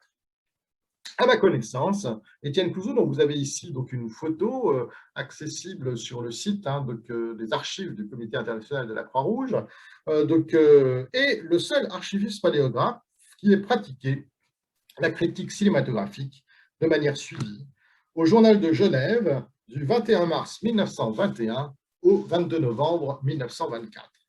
Alors, chez Étienne Clouzot, ce ne sont point les images documentaires qui retiennent son attention, ni ce qui est susceptible de contribuer à l'histoire, mais bien la fiction, la dimension nationale des films, les adaptations cinématographiques, les vedettes, Charlie Chaplin, la qualité artistique de ce qu'il voit, bref, en un mot, le cinéma. De ce point de vue, d'ailleurs, Étienne Clouzot ne se distingue pas de ses collègues critiques contemporains dans une époque particulièrement féconde en la matière, que ce soit en France ou en Suisse. La plupart de ses textes sont brefs et consacrés à l'actualité cinématographique de Genève, où l'on peut voir tout ce que la France, l'Allemagne, l'Italie et les États-Unis produisent. Donc c'est un poste d'observation tout à fait privilégié. Si Étienne Clouzot est amateur de burlesque, Charlie Chaplin et Harold Lloyd trouvent en particulier grâce à ses yeux, il n'en chronique pas moins le cinéma qui se pique d'art, le cinéma de la première génération cinéphile, de la première avant-garde, a-t-on parfois écrit chez certains historiens du cinéma, ou de la première vague exactement du cinéma français, pour en regretter d'ailleurs parfois la dimension amphigorique, en préférant le dépouillement d'un cinéma presque expérimental, même si, au demeurant, Étienne Clouzot est très, très amateur de films allemands. C'est assez intéressant du début des années 20. Alors, parmi tout un tas de critiques, il faut savoir en fait que les textes... alors d'abord, le Journal de Genève a été intégralement numérisé, et puis les textes d'Étienne Clouzot ont été publiés séparément dans un livre qui s'appelle « La saga des Clouzot et le cinéma », édité par l'association Cinémathèque en Deux-Sèvres, en 2007, sous la direction de Daniel Taillé. À propos d'un film d'Abel Gans, La Roue, qui est distribué en Suisse dans une version tronquée, une version qui est très réduite, comme d'ailleurs un petit peu partout en mars 1924, Étienne Clouzot écrit de ce prologue, de cette symphonie noire, de cette symphonie blanche, du film se déroulant dans la montagne. Il faut avoir le courage de retrancher plus encore. Donc en fait, lui, il dit qu'il faudrait davantage couper en fait, donc ce film. Il faut faire disparaître tout le scénario, éliminer les êtres et ne garder que les choses. Et l'on aura les plus merveilleux documentaires qui soient. La chanson du rail étincelant, s'inscrivant en ligne parallèle, convergente, divergente, convergente encore, à chaque aiguille, du rail fulgurant, vainement battu par le flot du ballast impur. La chanson des 5 voix s'incurvant au crépuscule, la chanson des roues et des bielles, de la vapeur fusant, des disques et signaux entreaperçus dans la vitesse. Dépouillé de toute affabulation, entendez par là de toute narration fictionnelle, truffé de vers de Barnabout, la roue serait alors le plus beau des poèmes. Donc voilà, donc ça c'est tout à fait caractéristique d'un texte, d'un discours critique finalement, qui ne rechigne pas à intégrer donc, dans son horizon non seulement ces films de la première avant-garde, mais aussi une véritable appétence pour donc, finalement le cinéma qu'on appelle aujourd'hui le cinéma expérimental, donc un cinéma plus abstrait, un cinéma qui soit aussi parfois, qui prenne la forme de ciné-poème, et donc au fond, aux yeux d'Étienne Clouzot, le film d'Abel Gans n'est une sorte de préfiguration, et qu'il faudrait couper jusqu'à n'en retenir que les purs, d'un certain point de vue. Alors, à n'en pas douter, Henri Clouzot et Marcel Poët, à la tête de 2 institutions parisiennes, se connaissaient, sans compter que le second, je l'ai rappelé tout à l'heure, travailla avec le jeune Étienne Clouzot à la Bibliothèque historique de la ville de Paris dès 1903. Ce réseau relationnel, de manière un petit peu plus distendue, va se retrouver finalement pour la génération suivante, alors une génération qui n'est pas non plus totalement homogène, mais qui est celle sur laquelle j'aimerais là pouvoir en quelque sorte terminer cette conférence. Entre Georges Huysmans, déjà cité, promotion 1910, mais aussi avec André Chanson, promotion 1924. Alors certes, les 2 hommes ne sont pas du tout du même âge, ils ont une douzaine d'années de différence, mais leurs carrières se suivent et parfois même se croisent, comme en témoigne cette double nomination annoncée dans la bibliothèque de l'École des Chartes en 1925. Le premier, Georges Huysmans, venant alors d'être nommé chef de cabinet du ministre du Commerce, tandis que le second, dans le même gouvernement, arrive au poste de sous-chef de cabinet du ministre de l'Instruction publique et des Beaux-Arts. Alors, c'est intéressant parce que Chanson va assez vite quitter ses responsabilités ministérielles, mais quelques années plus tard, 9 ans plus tard, en réalité, Huysmans, lui, va devenir, à partir de 1934, le directeur général des Beaux-Arts du ministère de l'Éducation nationale, un grand directeur des Beaux-Arts, qui travaillera en parfaite intelligence avec son ministre de tutelle à partir de 1936, Jean Zay, donc de juin 1936 à août 1940. Si elle dépend de l'Éducation nationale, la direction générale des Beaux-Arts dans les années 30 bénéficie d'une réelle marge de manœuvre en matière de politique culturelle, particulièrement éclatante au moment du Front populaire. Je renvoie pour cela au livre de Pascal Horry, La Belle Illusion. Il n'existe pas à cette époque, je le rappelle, ni de ministère de la Culture, bien entendu, ni de ministère de tutelle du cinéma. Mais Georges Huysmans entend réorganiser une industrie alors durement frappée par la crise économique, comme en témoignent les faillites successives de Gaumont Francophile Aubert et de Pathé Nathan, deux des principales sociétés de production de l'époque en 1934. Réorganiser donc une industrie avec les armes de son administration et le soutien, à partir de 1936, de son ministre de tutelle. Hélène Serre de Talouette, qui est autrice d'une thèse consacrée à Georges Huysmans, soutenue en 2015, le rappelle avec force. La Direction générale des Beaux-Arts, dans les années 30, a en charge un ensemble de prérogatives qui recouvrent le statut administratif du cinéma, la censure des films, les décisions d'ouverture des salles, la représentation du cinéma français à l'étranger, ainsi que les relations avec les différents métiers ou corporations du cinéma. Il ne me revient pas ici de retracer le rôle de Huysmans et ses efforts conjugués avec ceux de Jean Zay pour faire adopter par la Chambre un statut du cinéma qui ne verra finalement le jour qu'après la guerre, mais il convient de souligner que Georges Huysmans fut à l'origine de l'un des principaux instruments du rayonnement culturel français à l'international et pourrait-on dire du soft power français, à savoir le Festival de Cannes.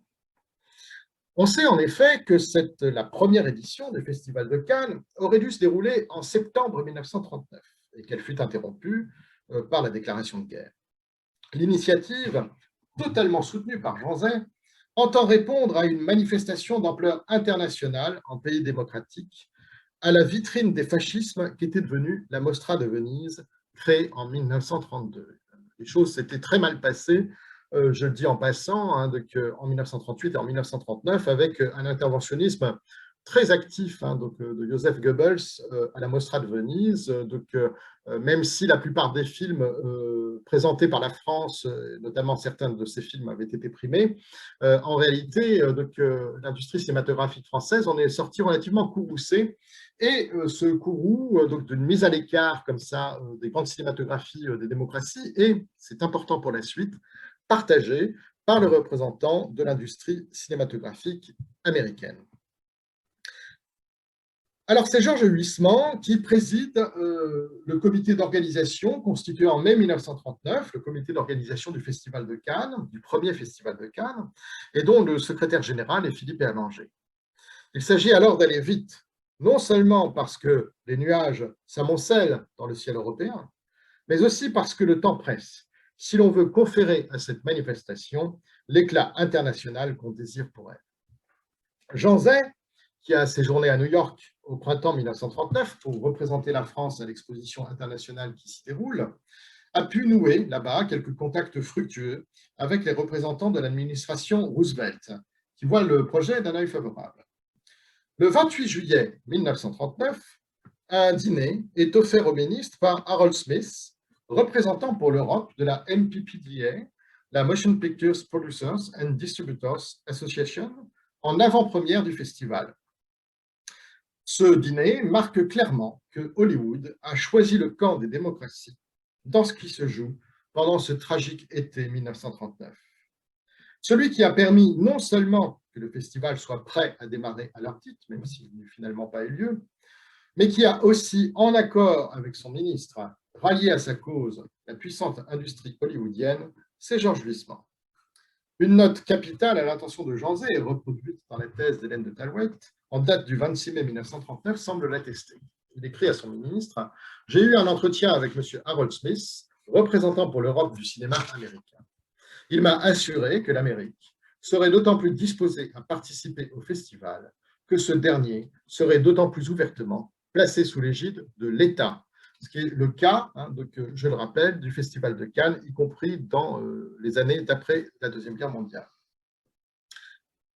Alors, à la différence de son lointain successeur, André Malraux, qui publie en 1939, la même année, Esquisse d'une psychologie du cinéma, dont on connaît l'explicite, par ailleurs, le cinéma est une industrie, Huysmans était persuadé que le cinéma était à la fois un art et une industrie, ce qui explique son combat sur deux fronts. La réorganisation du cinéma français, d'une part, grâce à un projet de statut destiné à le réglementer, mais aussi à en faciliter le financement, afin d'éviter qu'il ne soit le jouet de faillite catastrophique pour sa survie, et d'autre part, le rayonnement de l'art cinématographique dont le Festival de Cannes devait assurer l'éclat immarcessible. Alors, vous avez sous les yeux ici l'affiche qui était prête, tout était prêt, de ce premier Festival de Cannes, du 1er au 20 septembre 1939. Tout était prêt, non seulement les affiches, mais les invités, et notamment les vedettes d'Hollywood étaient déjà arrivés sur la Riviera. Il ne manquait plus qu'à ouvrir, en quelque sorte, le festival, mais bien évidemment, celui-ci n'ouvrit jamais, et les vedettes américaines repartirent quelques jours plus tard. De toute façon, Jean Zay, le ministre à l'origine de ce projet, en lien très étroit, vous l'avez compris, avec Georges Huysmans, mais aussi avec toute une équipe formidable de gens comme Philippe Erlanger, par exemple. Jean Zay est mobilisé, il est sous les drapeaux, il a donc quitté son ministère déjà depuis quelques heures, au moment où devait s'ouvrir le Festival de Cannes. Ce n'est qu'après la guerre que se tiendra la première édition du Festival de Cannes en 1946, dont le jury des années 1946, 1947 et 1949, le festival n'a pas lieu en 1948, est présidé par Georges Huysmans, qui cumule cette charge honorifique avec celle plus pratique, plus concrète, de président de la commission de contrôle des films entre 1945 et 1949. Alors, Huysmans précède d'ailleurs à cette fonction de président du jury du Festival de Cannes un autre chartiste célèbre, André Chanson, qui a délaissé les cabinets ministériels assez tôt dans les années 30 pour privilégier la table du journaliste, en particulier dans cet hebdomadaire qui s'appelle Vendredi, et celle du romancier, avant de devenir, il était aussi directeur du Petit Palais, et avant de devenir, en 1959, directeur des Archives de France. On le sait, les curiosités de cet archiviste paléographe, de ce romancier Sévenol aussi, se déployèrent au-delà de la mesure habituelle des compétences professionnelles. André Chanson fut d'ailleurs lui-même l'adaptateur et le scénariste de 2 de ses romans, Tabus, primitivement paru en 1930 et dont une adaptation sort en 1949, et Le Crime des Justes, dont l'adaptation sort en 1950. J'ai pu trouver les affiches de ces 2 films, il faut le reconnaître, très difficiles à voir aujourd'hui. Donc, 2 films réalisés par un certain André Géret, dont j'ai, il faut le dire, trouvé assez peu de traces par ailleurs. Mais par ailleurs, donc, Chanson fut président du jury du Festival de Cannes en 1968, à une époque où l'on considérait encore qu'il n'était pas nécessairement besoin d'être cinéaste ou comédien pour évaluer les films, même si le jury comprenait alors, entre autres, Monica Vitti. Alors, je vais vous montrer une photographie, où l'un des membres du jury, d'ailleurs, pas le moindre, est absent de ce jury du Festival de Cannes 1968. Donc, on voit à la table André Chanson, qui est assis ici, et qui est à côté de Monica Vitti, qui est la seule femme présidente, qui est la seule femme membre du jury cette année-là. Mais aussi Louis Malle, Roman Polanski, que l'on reconnaît ici très bien, et Orson Welles. Alors, il n'est pas sur la photo, et je dois avouer que j'aurais bien aimé savoir ce que André Chanson et Orson Welles se sont racontés.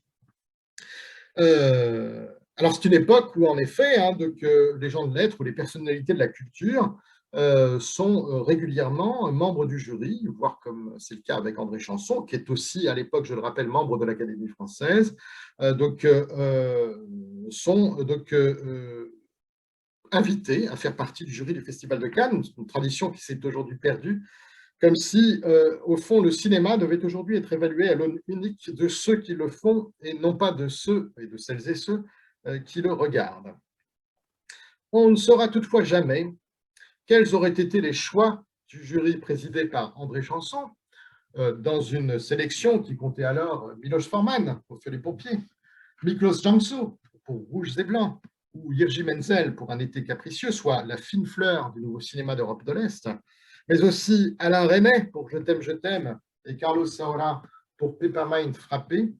On ne le saura jamais, puisque, malédiction des chartistes cinéphiles ou circonstances politiques adverses, le festival, commencé le 10 mai, fut définitivement interrompu le 19 dans le contexte explosif de mai 68. Mais ceci est une autre histoire que malheureusement je n'aurai pas le loisir de vous conter ce soir. Je préfère finalement qu'à ce stade m'en arrêter là et laisser place à vos questions. Je vous remercie de votre attention. Merci beaucoup, cher Christophe, hein, pour cette très belle conférence, tout à fait, alors à la fois érudite et je dirais fort distrayante, et qui tombe à pic, si j'ose dire, vu le contexte, on est tout de même, alors toujours en crise sanitaire, mais à la veille de la reprise tout de même, maintenant programmée des activités culturelles. Donc tu as terminé par le Festival de Cannes. C'est tout à fait dans ce qu'on attend, hein, dans ce qu'on a envie de vivre à nouveau. Évidemment, avant de laisser la place aux questions, moi j'avais deux, trois petites remarques pour te remercier de cette passionnante conférence. Évidemment, la médiéviste que je suis a beaucoup apprécié l'ouverture de ta communication sur la figure de Régine Pernoud, bien sûr, l'évocation du nom de la rose, la fabrique du nom de la rose, et je ne connaissais pas ces diverses anecdotes du conseil scientifique fait à Jean-Jacques Hannot, notamment le rôle de Jean-Claude Schmitt, effectivement auteur de La raison des gestes dans l'Occident médiéval, par rapport à la façon dont le réalisateur a envisagé son film. Donc c'est tout à fait intéressant. Et au-delà, je retiens effectivement plusieurs aspects de ta communication, hein, sur les différents types d'expertise chartiste sollicitées en rapport avec le cinéma. Alors évidemment, celle à laquelle on penserait naturellement, c'est-à-dire de prime abord l'expertise des historiens en général, hein, pas seulement des chartistes, sollicités, comme on vient de le voir, à travers des figures comme celle de Régine Pernoud, Michel Pastoureau, encore de Jean-Claude Schmitt. L'expertise aussi, qui est celle, évidemment, des chartistes devenus conservateurs, en particulier conservateurs des bibliothèques, enclins à envisager avec toujours davantage de curiosité d'autres supports, hein, que ceux du livre, plus classiques, évidemment, dont ils ont l'habitude, avec la très belle figure donc de Monsieur Poète, qui effectivement envisage déjà, enfin décrit toutes les problématiques qui seront celles de la conservation, je dirais, préventive, hein, matérielle, un jeu évidemment qu'on connaît bien aujourd'hui, mais qui au tout début du XXe siècle était tout de même assez visionnaire. Et enfin, l'expertise artistique, hein, qui peut être celle aussi des chartistes avec un goût spécifique pour le cinéma, et qui ensuite peut trouver différents terrains d'exercice, notamment l'expertise au sein de l'administration, à travers les figures sur lesquelles tu as conclu, en particulier la très belle figure de Georges Huysmans. Donc, c'était tout à fait passionnant, mais n'étant pas spécialiste du tout de la thématique, je pense que les questions seront nombreuses. Alors, je vais me permettre de regarder celles qui sont posées, et j'en ai déjà sur le fil de discussion 2. Alors, Lucille Dumont te remercie pour cette conférence très intéressante sur les chartistes et le cinéma. Et elle pose la question suivante. Quel est le rôle des chartistes d'aujourd'hui dans la conservation des films, et quelle place a le cinéma à l'école des chartes aujourd'hui? Vaste question, effectivement, c'est tout à fait fondé à Oui, répondre. donc, enfin, tu pourrais aussi bien y répondre que moi, Michel, parce que tu es la directrice de cette école. Oui, exactement. Ça fait partie effectivement je dirais des fondamentaux de la chaire dont tu évoquais, hein, le contexte de création, donc celle qui fut occupée d'abord par Elisabeth Parinet, donc chaire d'histoire du livre et des médias contemporains, et donc qui prend en compte de manière, je dirais, officielle, effectivement, d'autres types de supports que ceux du livre, hein, les nouveaux médias, donc l'image animée, l'audiovisuel, et jusqu'au numérique aujourd'hui, bien sûr, jusqu'aux jeux vidéo aussi aujourd'hui, mais je te laisse évidemment compléter, puisque il s'agit de tes enseignements et de ta recherche. Oui, alors donc, en effet, hein, intentionnellement, je n'ai pas voulu aller au-delà des années 90, parce qu'on entrait dans une période alors plus contemporaine, et puis je trouvais ça finalement amusant aussi, en fait, d'aller un petit peu, de remonter un petit peu comme ça l'histoire pour voir comment les choses s'étaient mises en place, et quelle figure un peu inattendue avait pu s'occuper de cinéma ou s'intéresser de cinéma comme ça tout au long du XXe siècle. Mais ça va de soi.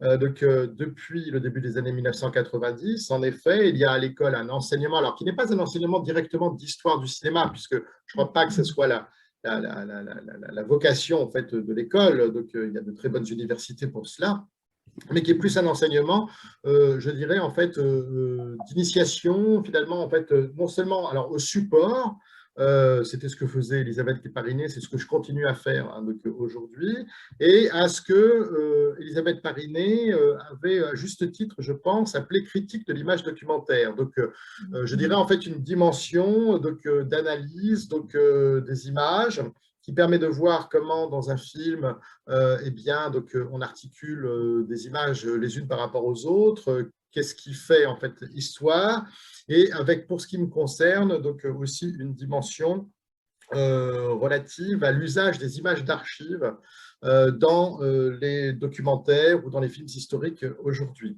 Alors, je tiens d'ailleurs à préciser qu'au-delà même de l'enseignement d'Elisabeth Parinet, donc dans les années 1990, le professeur d'archivistique contemporaine de l'époque, Bruno Delmas, avait écrit un grand article hein, dans la bibliothèque de l'École des Chartes pour une esquisse, mais c'est vraiment un article programmatique, hein, une esquisse d'analyse diplomatique des images animées contemporaine, qui est un article tout à fait passionnant, qui croise hein, justement la dimension archivistique et cette question hein, d'analyse des images.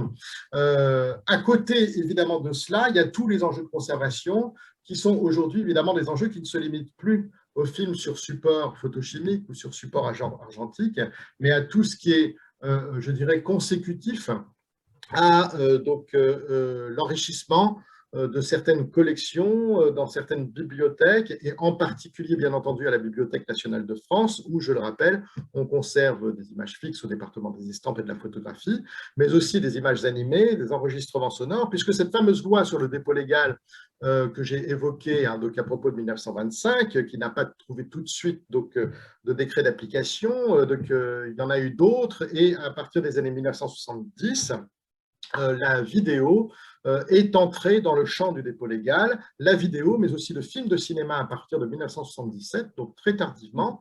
Et il faut savoir qu'à ce moment-là, le film, c'était la Bibliothèque nationale qui était censée être attributaire, justement, en 1977, des films de cinéma, et par délégation, c'est le Centre national du cinéma, le service d'archives du film, aujourd'hui les archives françaises du film, qui en ont été justement attributaires, ce qui est toujours le cas aujourd'hui dans le cadre du Code du patrimoine.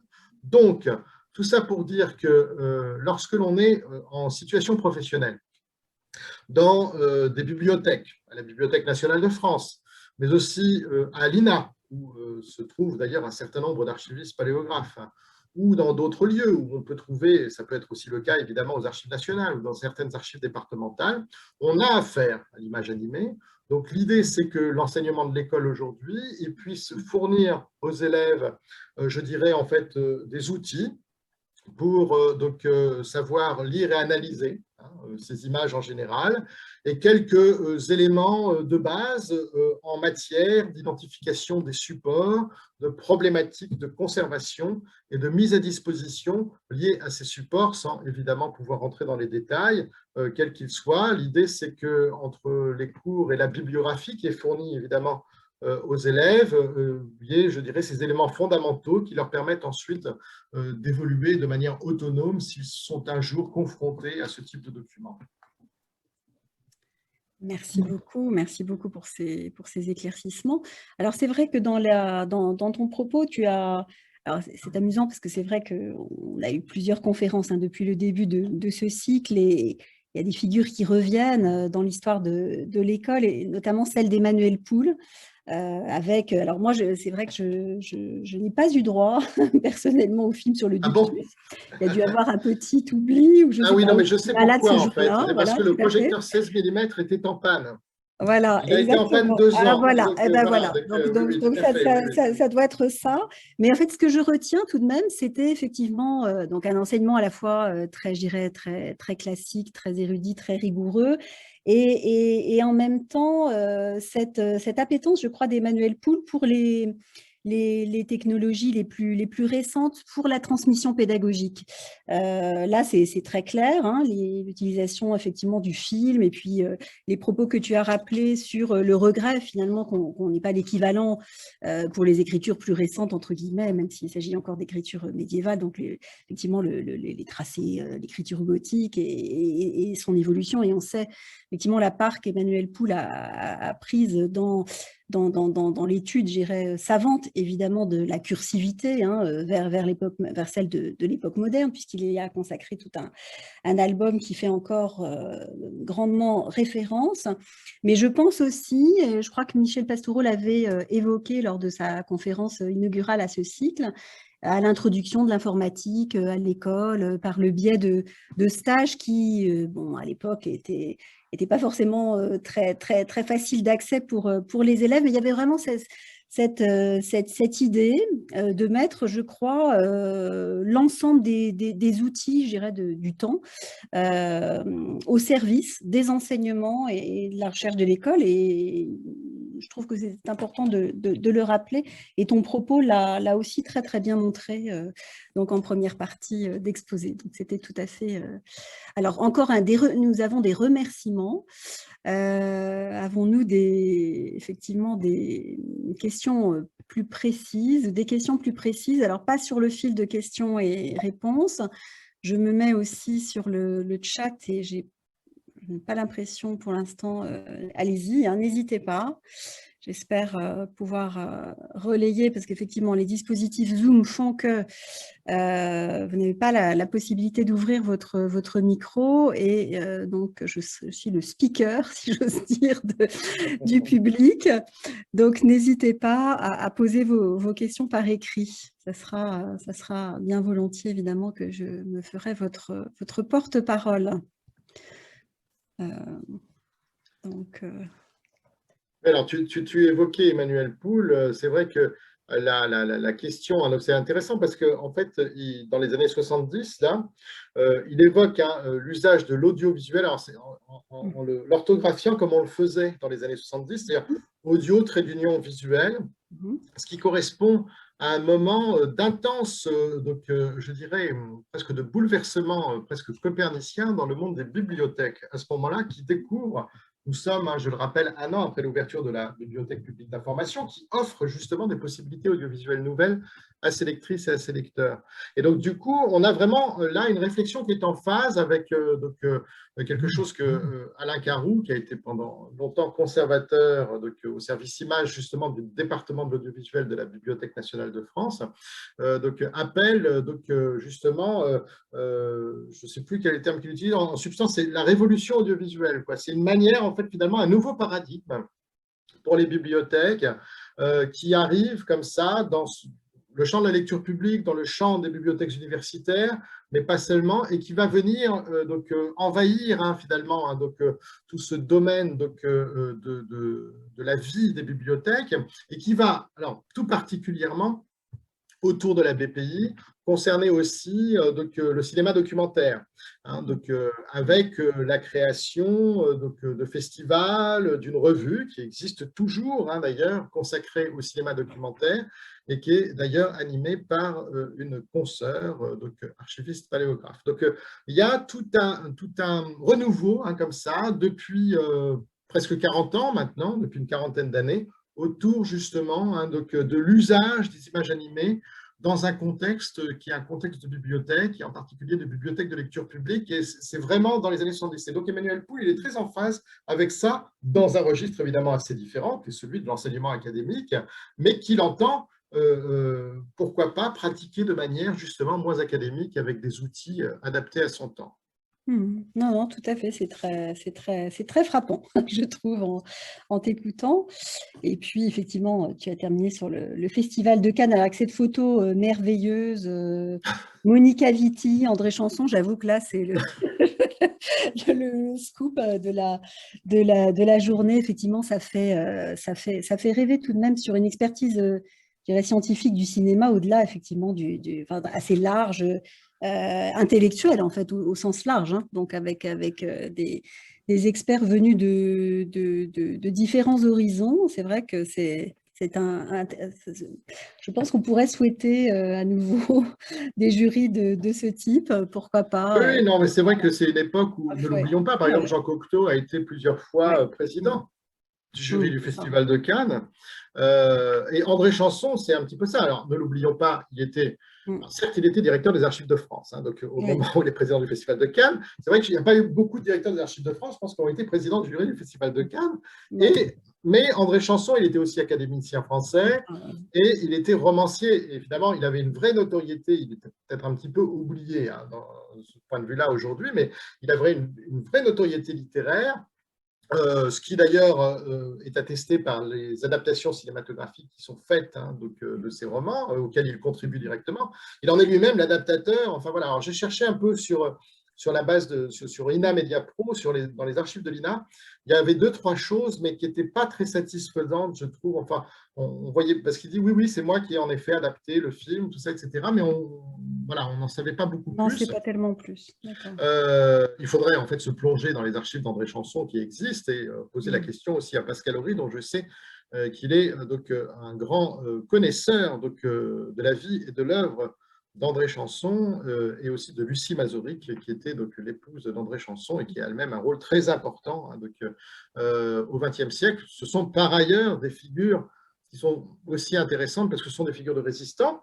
Donc ne l'oublions pas, protestants, Cévenol, voilà, dans le cas de Chanson et de Mazoric, et puis dans le cas de Georges Huysmans, qui est quand même une figure extraordinaire, donc tout à fait exceptionnelle, c'est aussi quelqu'un qui, en 1940, part sur le Massilia en espérant poursuivre le combat comme un certain nombre de ses camarades, collègues ou de ses ministres depuis l'Afrique du Nord et qui s'avère en réalité une chose trappe puisqu'il est comme Jean Zay, comme Mandel, arrêté en 1940 et il sera donc lui il va en fait passer aussi par la case prison, il va perdre en fait finalement toutes ses attributions, etc., qui ne lui seront rendues qu'à la libération. Huysmans, en fait, pensait à la libération, récupérer la direction générale des Beaux-Arts, qui était cette grande direction ancêtre du ministère de la Culture, très autonome en réalité dans les années 30. Et puis, dans le contexte du gouvernement provisoire de la République française, la direction générale des Beaux-Arts est démantelée. Et donc, finalement, en fait, il ne récupère rien. Il est nommé conseiller d'État, mais on sait qu'il a nourri une certaine amertume à l'égard de cette perte définitive de l'énorme autonomie qu'il avait eue pendant quelques années, mais aussi dans une relation, il faut le dire, un binôme très fort et très efficient avec aussi cet autre homme extraordinaire qui est le ministre de l'Éducation nationale du Front populaire, le ministre de l'Éducation nationale et des Beaux-Arts, à savoir Jean Zay. Ah oui, tout à fait. C'est vraiment Merci de rappeler effectivement ces grandes figures. Alors, Christophe, une question qui arrive de Colin Baldet, qui te remercie donc pour cette conférence passionnante et qui pose la question suivante. Y a-t-il eu d'autres exemples plus fructueux que celui du film Le nom de la rose, du point de vue de l'expertise scientifique apportée par des chartistes à des cinéastes ? Alors, enfin, on doit pouvoir en trouver. Alors, d'abord, il faut savoir qu'il y a plein d'historiens qui sont conseillers historiques sur des films où les choses se passent très bien. Là, c'était amusant parce qu'il y avait un peu... Enfin, ce qui était intéressant dans le cas du nom de la rose, c'est que Jean-Jacques Hano, quand même, il réunit franchement la fine fleur de l'histoire médiévale en France et quasiment dans le monde. Donc à ce moment-là, c'est vraiment les meilleurs. Et d'ailleurs, qui lui sont parfois recommandés par Umberto Eco lui-même. C'est-à-dire que Eco, il dit non, mais moi, je ne veux pas m'occuper du film. Et il a tout de suite retiré justement l'adaptation en disant mais si vous voulez, vous pouvez aller voir Jacques Le Goff, c'est un ami, et vous allez voir, il va vous donner tous les conseils possibles et imaginables. Alors, dans ce livre que j'ai cité, de cette historienne Prisca Morisset, qui est maîtresse de conférence à l'université de Rennes 2, elle évoque d'autres films, mais ce ne sont pas des chartistes, puisqu'elle évoque notamment le cas d'un film que j'aime beaucoup, qui est Le Retour de Martin Guerre de Daniel Vigne, et dont là, la conseillère historique était cette historienne du XVIe siècle, qui est Nathalie Zemon Davis, et qui a travaillé en étroite, que tu connais, donc je sais, Michel, et qui a travaillé en étroite relation avec le scénariste, qui n'était pas le dernier venu dans le cas du film de Daniel Vigne, puisqu'il s'agissait de Jean-Claude Carrière. Donc, on a donc du coup là vraiment donc, une interpénétration très forte pour un film historique. Ce qui est intéressant, c'est que, comme je le disais, c'est seulement à partir du moment où la question, au fond, d'une sorte d'historicité nécessaire à la crédibilité de la reconstitution historique est mise en jeu par un certain cinéma de la modernité, que l'on a recours, dans le cas de la fiction, parce qu'il y a aussi tout le champ du documentaire qui est évidemment considérable, à des conseillers ou à des conseillères historiques. Et par exemple, quand Bresson il fait donc sa Jeanne d'Arc en 1962, oui, il lit quelques livres de Régine Pernoud, mais il n'a pas du tout de conseiller. Il considère qu'en fait, il peut le faire tout seul, en quelque sorte, de même que quand on adapte, donc, finalement, un certain nombre comme ça de vie du Moyen-Âge, de choses comme ça auparavant. À la différence, je dis en passant, de ce que fait Hollywood, qui, lui, a recours à des conseillers historiques dès les années 30 et 40, donc, et même auparavant, donc, dans les années 10, Griffith, on le sait, avait recours à une documentation historique considérable. Donc, on a donc, du coup des historiennes, des historiens qui peuvent travailler comme ça en fait en lien avec des films, mais parfois les cinéastes se contentent en quelque sorte de ce qu'ils ont.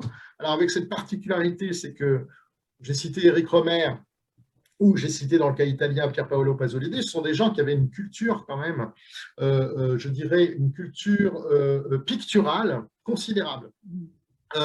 Et donc Rohmer, on sait qu'il a lui-même donc aussi fait des recherches donc, à la Bibliothèque nationale donc, pour identifier des images qu'il pourrait en partie reproduire dans le Perceval. Alors c'est intéressant parce que Jean-Claude Schmitt, dans cet entretien, dit « Perceval, c'est vraiment un film que j'adore, en fait. C'est vraiment un film qui, pour moi, restitue un imaginaire, justement, voilà, et non pas, qui ne tend pas à la reconstitution, mais qui restitue un imaginaire. Et c'est hyper bien cet entretien avec Jean-Claude Schmitt, parce qu'en plus, on voit qu'il a vraiment aussi une cinéphilie, enfin voilà, donc c'est vraiment très, très passionnant. Et donc, voilà, donc, alors après, est-ce qu'ensuite, des chartistes, il y a eu des collaborations plus fructueuses, alors peut-être sur des périodes plus récentes. À vrai dire, je n'ai pas travaillé sur cet aspect-là des choses. Ce qu'on peut dire, c'est que s'il y a quand même un exemple que je n'ai pas approfondi, c'est justement sur le film de Rivette, Jeanne la Pucelle, parce que Emmanuel Poul, donc, je sais parce que moi j'étais élève à l'école à ce moment-là, il nous avait proposé, il avait eu plein de billets pour aller voir le film donc, en avant-première, parce qu'il avait conseillé Rivette sur l'ensemble du film, pour l'ensemble des textes apparaissant à l'écran. Et c'est très important, donc, textes juridiques, textes donc, royaux, etc. Et donc, c'est apparemment une présence qui traverse comme ça donc, tout le film, et c'est évidemment tout à fait passionnant, quoi.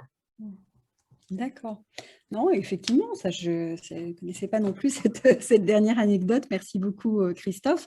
Alors, deux autres questions. Une question donc d'Olga Lemagnien, qui te remercie également beaucoup pour cette conférence et qui pose la question suivante. Marcel Poète s'inquiète des conditions de conservation des films, mais évoque-t-il également une méthode pour la collecte et le classement de ces films ? Alors, d'après, en fait, alors ça, c'est une question vraiment intéressante, mais alors, avec les éléments dont je disposais, je n'ai pas d'éléments très concrets donc, en la matière, et en fait, ce qui m'a manqué, au fond, c'est quelque chose qu'il faudrait que je fasse, si finalement je poursuivais, c'est d'aller tout simplement à la Bibliothèque historique de la ville de Paris. J'ai vu d'ailleurs que sa directrice adjointe était donc, en ligne tout à l'heure pour la conférence, je la salue. Parce qu'il y a certainement des archives que je n'ai pas consultées, donc, si vous voulez, donc, dans l'espace de cette conférence, et qui doivent permettre très certainement d'aller un petit peu plus loin pour savoir s'il avait lui-même une idée des méthodes et des méthodologies de classement. Alors, il faut savoir par ailleurs que c'est une question qui traverse la presse cinématographique à l'époque, et qu'on a un certain nombre de reportages, notamment donc, dans des entreprises privées, la maison Gaumont, par exemple, crée dès le tout début des années 20 une cinémathèque. Et là, avec des méthodes très, très raffinées, hein, on peut dire, de classement, de stockage. Alors, on ne parle pas d'inventaire, on ne parle pas de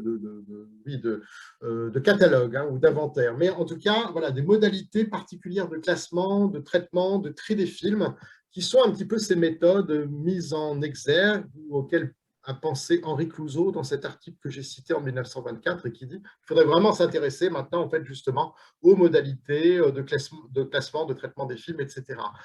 Pour Marcel Poët, j'ai malheureusement pas assez d'éléments, hein, à ma disposition, mais je pense qu'on peut tout à fait poursuivre et affiner la recherche.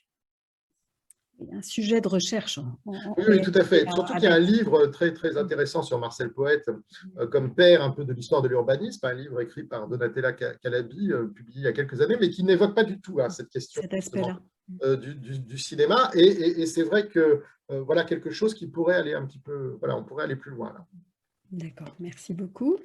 Alors, autre question d'un spectateur anonyme que te remercie donc beaucoup également pour la présentation et qui pose la question suivante. Si l'histoire culturelle, enfin il y en a plusieurs en fait, je crois qu'il y a trois questions dans une même question. Ça m'a l'air assez vaste, mais je te les livre donc en bloc. Si l'histoire culturelle du cinéma est une histoire sociale des représentations, comment le social de l'histoire est-il abordé à partir d'une école si profondément ancrée dans le document? Effectivement, c'est une question intéressante. Comment le social, on aborde le social de l'histoire à l'école des Chartes. Deuxième question, et où est la structure sociale, la sociologie historique dans cette histoire? Et quel rôle la presse et les médias ont-ils joué dans l'histoire du patrimoine cinématographique et de la pédagogie artistique? Donc voilà, il y a trois. Enfin, disons, voilà, c'est un peu dense. Donc je ne sais pas si tu souhaiteras répondre à tout, mais voilà, une question, je dirais, majeure, tout d'abord, oui. sur effectivement l'enseignement de l'histoire sociale à l'école. Effectivement, pour une école, c'est très juste, profondément ancré dans les sources. Mais voilà, alors je te laisse. Alors, oui, alors ce qu'on peut dire quand même, et ça, en fait, je pense que c'est d'ailleurs, j'imagine, une réponse qui pourrait être partagée par un certain nombre de mes collègues enseignants et enseignantes à l'école, c'est que le document n'est pas l'ennemi de l'histoire sociale, c'est-à-dire qu'au contraire, puisqu'il s'agit juste, le document est d'une part en fait une forme de représentation, il est aussi en fait un moyen d'accéder à des représentations, à des imaginaires, à des représentations qui peuvent être au demeurant, hein, des représentations écrites ou mises en œuvre par ce qu'on appellerait aujourd'hui des personnes en situation de domination sociale. Hein, évidemment, hein, il n'en reste pas moins que les documents, quels qu'ils soient et quel qu'en soit le support, peuvent tout à fait être des sources et des supports pour écrire une histoire sociale. Enfin, pour moi, il n'y a pas de contradiction, hein, si je puis dire, hein, de ce point de vue. Et je suis sûr, Michel, que toi-même, tu as certainement des choses à dire en fait là-dessus.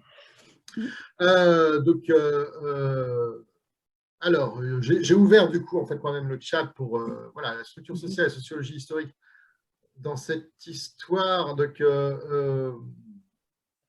ça je comprends peut-être moins bien en fait le deuxième segment de la question dans cette histoire, c'est-à-dire quelle histoire, l'histoire culturelle ou l'histoire sociale. Enfin, voilà, peut-être que le spectateur précisera justement ce deuxième segment de la question. Et puis alors pour le troisième segment, le rôle de la presse et des médias dans l'histoire du patrimoine et de la pédagogie artistique. Alors ça, c'est vraiment tout à fait important, puisque en effet,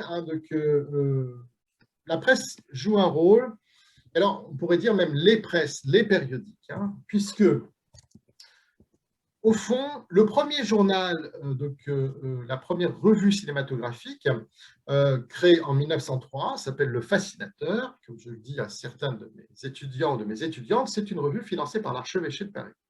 C'est donc une revue qui vise à l'utilisation des images animées dans un contexte qui est un contexte non pas explicitement de prosélytisme, mais un contexte de promotion de films qui vont être des passions, des films religieux, des choses comme ça, etc. C'est aussi une revue qui milite pour, je dirais, une écriture de l'histoire du cinéma qui va bientôt à partir de 1905-1906, être rejointe par une autre revue qui, elle, est plutôt du côté laïque, en quelque sorte, et qui milite pour l'utilisation, l'usage du cinéma en milieu scolaire. Donc, un cinéma qui soit en quelque sorte, enfin des films qui puissent être utilisés pour aider justement à la pédagogie. Donc là, il y a déjà un premier rôle tout à fait éminent de la presse qui milite en faveur d'une extension en quelque sorte de l'usage du cinéma, qui ne soit pas seulement donc, considéré comme ce que le directeur du cabinet des estampes voit un peu, avec un peu de mépris comme ça en 1913, c'est-à-dire pas seulement la fiction, les comédies burlesques, des choses comme ça, ou le film forain, quoi, mais un cinéma qui soit aussi un outil pour l'éducation des jeunes gens, pour l'éducation des masses aussi. Hein, donc, et ça apparaît très tôt, dès les années 1900-1910. À partir de là, il y a ensuite, à partir des fin des années 1900-1910, une autre presse qui apparaît, qui est une presse cinématographique, qui est une presse corporative, une presse professionnelle, et qui, elle, va plutôt militer pour, je dirais, en fait, l'édification du cinéma au rang des arts, parce que ça leur permet à ces représentants de la profession cinématographique de plaider en faveur de l'industrie cinématographique d'un point de vue symbolique, d'un point de vue culturel auprès des pouvoirs publics. Et cette presse professionnelle, cette presse corporative, elle sera rejointe un petit peu plus tard par une presse cinéphile, plus grand public en quelque sorte, qui elle aussi va militer en faveur de l'édification du cinéma au rang des arts. Donc on a en fait plusieurs couches comme ça qui se mettent en place dans les 20-25 premières années du XXe siècle. Et à partir du moment où, dans les années 20, l'usage veut que l'on considère le cinéma comme un art, cet art, il engendre donc des chefs-d'œuvre, des classiques. Et puisqu'il y a des chefs-d'œuvre et des classiques qui sont considérés par les cinéphiles de cette période-là comme pouvant en quelque sorte former les cinéastes de demain, les cinéastes du futur, eh bien ces chefs-d'œuvre et ces classiques, comme dans un musée, il convient de les retrouver, il convient de les projeter à nouveau, et par conséquent, naît de là l'idée de cinémathèque. D'une cinémathèque au sens moderne du terme, c'est-à-dire pas seulement une cinémathèque documentaire, mais une cinémathèque qui englobe l'ensemble de la production cinématographique et puis qui puisse en quelque sorte servir de lieu d'enseignement pour les cinéastes de demain. Voilà.